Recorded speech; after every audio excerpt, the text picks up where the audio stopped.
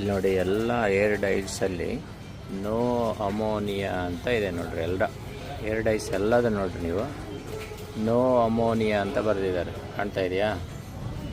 No ammonia ನೋಡ್ರಿ, ಎಲ್ಲದರಲ್ಲಿ ತೋರಿಸ್ತಾನೆ, ಎಲ್ಲ ಬ್ರ್ಯಾಂಡ್ ನೋ ಅಮೋನಿಯಾ. ಏನಕ್ಕೆ ನೋ ಅಮೋನಿಯಾ ಅಂತ ಬರೀತಾರೆ ಅಂತ ಹೇಳ್ತೀನಿ ನಾನು. ಈ ಅಮೋನಿಯಾ ಇದೆಯಲ್ಲ, ಅಮೋನಿಯಾ ಏರ್ ಕ್ಯೂಟಿಕಲ್ಸ್ ಓಪನ್ ಮಾಡಿ ಕಲರ್ ಎಂಟ್ರಿ ಆಗಲಿಕ್ಕೆ ಅನುಕೂಲ ಮಾಡಿಕೊಡ್ತದೆ. ಆದರೆ ಈ ಅಮೋನಿಯಾ ಏನಿದೆ ಇದು ಸ್ಮೆಲ್ಲಿ ಇರುತ್ತೆ, ಆಮೇಲೆ ಐಸ್ ಸ್ಕ್ಯಾಲ್ಪು ಇರಿಟೇಟ್ ಮಾಡ್ತದೆ. ಅದಕ್ಕೋಸ್ಕರ ಇವ್ರೇನು ಮಾಡ್ತಾರೆ, ಅಮೋನಿಯಾ ಹಾಕ್ದೇನೆ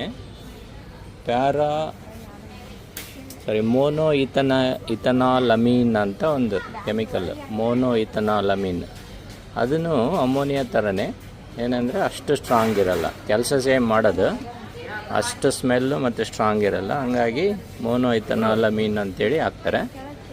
ಆಮೇಲೆ ಈ ಬ್ಲ್ಯಾಕ್ ಕಲರ್ ಅಂತಂದರೆ, ಬ್ಲ್ಯಾಕ್ ಕಲರ್ಗೆ ಪ್ಯಾರಾಫಿನೈಲ್ ಡೈ ಅಮೀನ್ ಅಂತ ಅದೊಂದು black colour dye, aromatic Amin.